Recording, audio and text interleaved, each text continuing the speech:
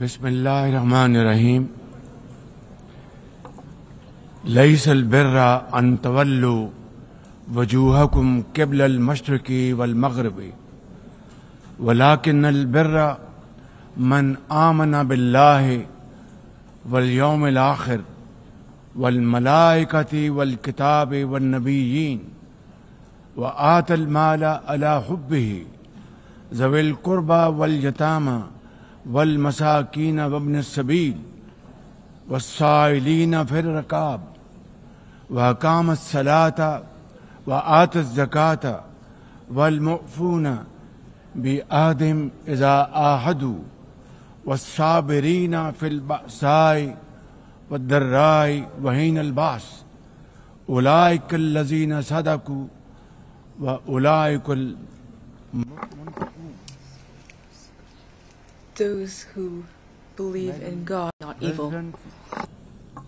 Excellencies, ladies and gentlemen, Assalamu alaikum and a very good morning.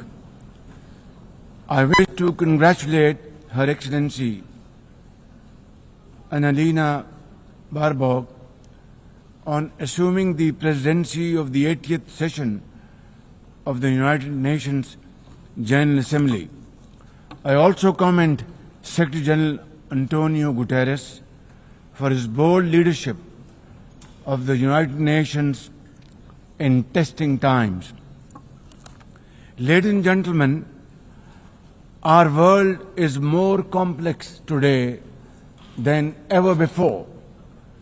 Conflicts are intensifying, international law is being brazenly violated, humanitarian crises are multiplying, terrorism remains a potent threat, disinformation and fake news undermine trust, climate change threatens our very survival, and more so countries like Pakistan. Today, multilateralism is no more an option, it is need of the hour.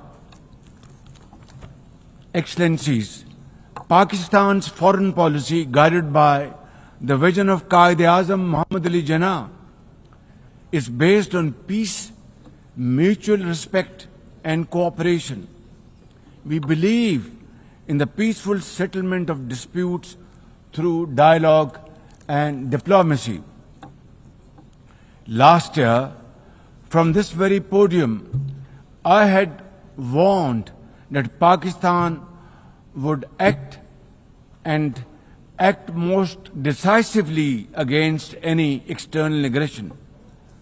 Those words of mine proved true. I hope it didn't. But then, that is destiny. When in May this year, my country confronted unprovoked aggression from our eastern front, the enemy came shrouded in arrogance. We sent them back in humiliation, delivering our bloody nose. Excellencies, India sought to extract political gains from a human tragedy by spurning my sincere offer of an independent international investigation into the Pahalgam incident. Instead, it attacked our cities and targeted our innocent civilians. When our territorial integrity and national security were violated, our response was in accordance with the right of self-defense under Article 51 of United Nations Charter. Our valiant armed forces, under the stellar leadership of Field Marshal Syed Asim Munir, mounted an operation of stunning professionalism, bravery and acumen, repulsing the enemy's attack under Air Chief Marshal Zahir Babar Sidhu. Our falcons took flight and etched their answer across the skies, resulting in 7 of the Indian jets turned to scrap and dust. A decisive response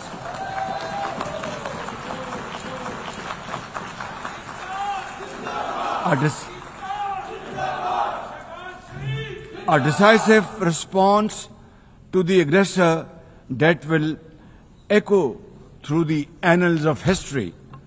To the اعظم شہباز شریف کا general assembly سے خطاب جاری ہے. وزیر اعظم شہباز شریف کا قرآن کریم کی تلاوت سے خطاب کا آغاز. ماضی کے مقابلے میں آج دنیا بہت زیادہ مشکل میں ہے.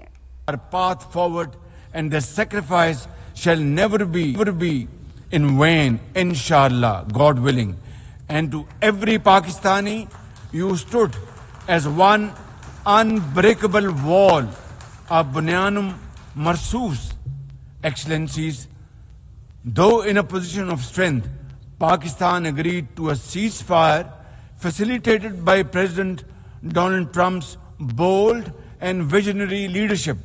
We express our deep appreciation to him and his team for their active role in bringing about the ceasefire. President Trump's efforts for peace helped avert a more threatening war in South Asia. Had he not intervened timely and decisively, the consequences of a full-fledged war would have been catastrophic. Who would have lived to tell what happened? And therefore, in recognition of President Trump's wonderful and outstanding contribution to promote peace in our part of the world, Pakistan nominated him for Nobel Peace Prize. And I think this is the least we could do for his love for peace. And I think truly he's a man of peace.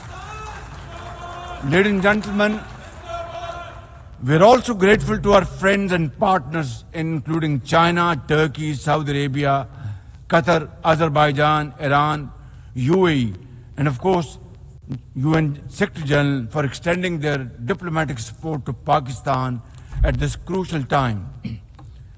Excellencies, we have won the war, and now we seek to win peace in our part of the world. And this is my most sincere and serious offer before this august assembly of the world nations. Pakistan stands ready for a composite, comprehensive and result-oriented dialogue with India on all outstanding issues. South Asia requires, ladies and gentlemen, proactive rather than provocative leadership. India's unilateral and illegal attempt to hold the Indus Water Treaty in abeyance defies the provisions of the treaty itself as well as the norms of international law. Pakistan has made it abundantly clear, and let there be no doubt once again in anybody's mind, as I said last year in this hall from this podium, we will definitely and ardently defend, inshallah, the inseparable right of our 240 million people on these waters. To us, any violation of this Indus Treaty represents an act of war. Ladies and gentlemen, through this august House,